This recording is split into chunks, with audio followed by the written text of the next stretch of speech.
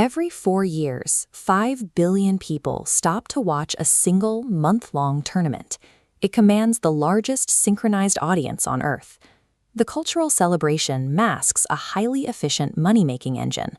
While the athletes on the pitch capture the glory, a tightly guarded network of organizations operating in the background extract billions of dollars in revenue. With such massive amounts of capital surging through the global economy during these 4 weeks, the critical question is, who captures the profit and who is left with the bill? Tracing those billions requires looking past the cultural impact and analyzing the event as an asymmetrical investment portfolio. The foundational asset in this portfolio is raw, undivided attention. Over half the global population locks their eyes on these matches.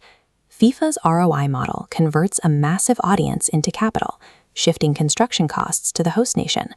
Media networks pay immense premiums for broadcasting rights. Global brands buy exclusive sponsorships.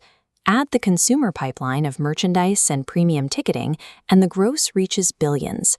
The revenue generated in just 30 days of play is so immense that it successfully finances the majority of FIFA's global operating budget for the next 4 years.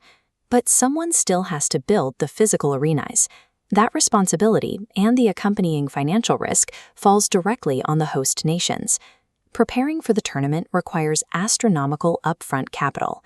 Governments must construct new stadiums, overhaul transportation grids, and execute vast public works projects. To justify these massive public expenditures, politicians sell their citizens on a specific promise: a surging, highly lucrative economic boom. As the opening ceremonies approach, a massive wave of global tourism arrives, testing the capacity of local transit networks and airline hubs. For local commerce, the effects are immediate. Hospitality sectors, from hotels to neighborhood restaurants, hit absolute maximum capacity overnight. Yet this month of commerce is a speculative bet. The host country relies on this brief window of consumer spending to offset up to a decade's worth of accumulated construction debt. The moment the fans fly home, the temporary economic activity vanishes, and the long-term financial reality sets in. Many host cities are left with white elephants, multi-million-dollar megastadiums that serve almost no practical purpose once the global spotlight moves on. The bleeding doesn't end with the final construction payment. These enormous, empty structures demand staggering annual maintenance budgets just to remain standing. This chart shows the timeline of hosting.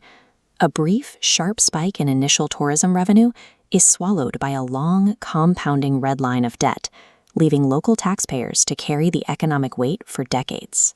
This forces a difficult evaluation of the actual return on investment.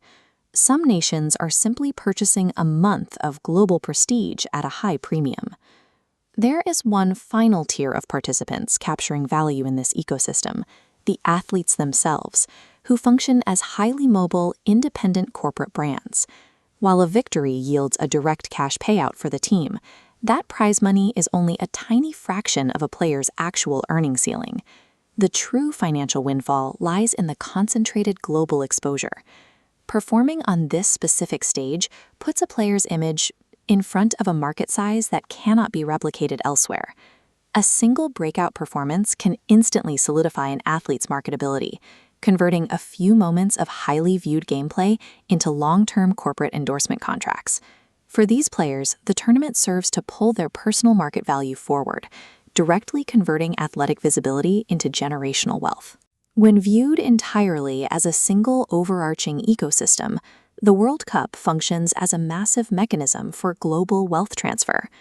The model thrives on a stark asymmetry, requiring the immense debt burden of the host nation and the devoted emotional buy-in of billions of people to guarantee a multi-billion-dollar payout for FIFA and its carefully selected partners.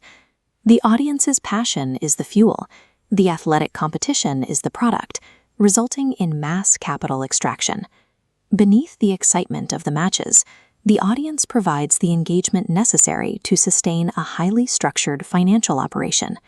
Every 4 years, the world watches the culmination of a decade-long cycle designed to consolidate profit from a global sporting event.